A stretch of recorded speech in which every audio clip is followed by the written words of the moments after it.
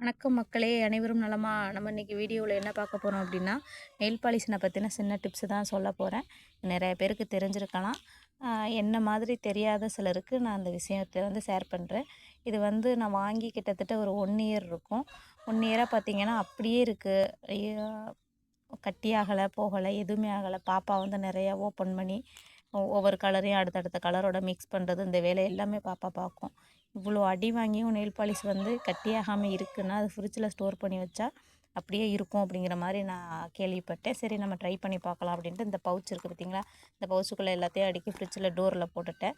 Fridge டோரில் அது பாட்டுக்கும் கிடந்தது. நம்ம எடுக்கலாம், யூஸ் பண்ணலாம். மற்றபடி அது அப்படியே இருக்குது. இது பார்த்திங்கன்னா நான் உங்களுக்கு பிங்க் கலர் எடுத்து உங்களுக்கு யூஸ் பண்ணி காட்டுறேன். பார்த்திங்களா, கட்டி ஆகலை, போகலை, எப்படி மெல்ட் ஆகின மாதிரி வாங்கும்போது எப்படி குவாலிட்டியாக இருந்ததோ அதே குவாலிட்டி 1 இயர் இருக்கும். அந்த நெயில் பாலிஷ் வாங்கி அதே மாதிரி இருக்குது பாருங்கள். கட்டி ஆகலை, ஒரு மாதிரி திட்டு திட்டு அந்த மாதிரிலாம் ஆகலை.